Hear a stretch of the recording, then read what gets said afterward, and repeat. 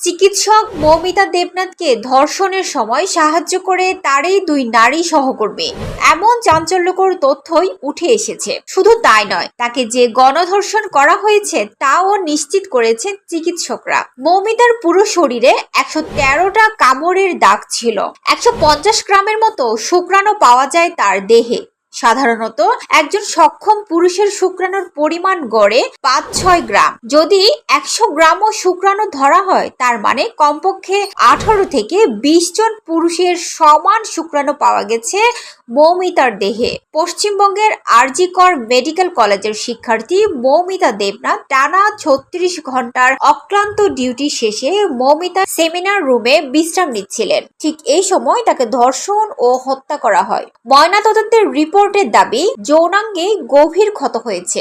এন্টিমন্টে নামে দেখা গিয়েছে বিপুল পরিমাণ রক্তপাতে হাইমেন ফেটে যায়। গভীর ক্ষতের প্রমাণ মিলেছে। 150 গ্রাম দেহরস টেস্ট ফরেনসিক ল্যাবে পাঠানো হয়েছে পরবর্তী পরীক্ষার জন্য।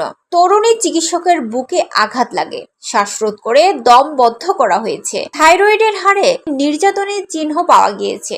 আঙ্গুলের নখ ডিএনএ স্পলিং টেস্ট ফরেনসিক ল্যাবরেটরিতে পাঠানো হয়েছে। শ্বাসরোধ করে গলা টিপে খুন করা হয়েছে ওই চিকিৎসককে।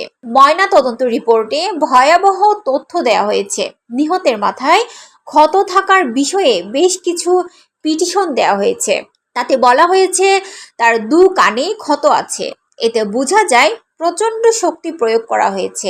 নিহতের ঠোঁটে ক্ষত আছে। এতে ইঙ্গিত মেলে যে হামলার সময় তার কণ্ঠরোধ করার বা মুখের ভেতরে কাপড় গুজে দেওয়া হতে পারে।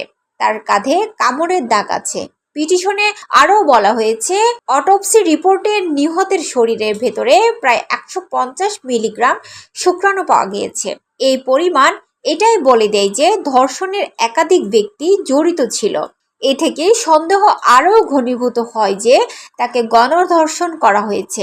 তারা আরও বলেছেন, বিশ্বাসযোগ্য সূত্র জানিয়েছে তাদের কন্যাকে হত্যার মিশনে জড়িত ছিল কমপক্ষে 3 জন।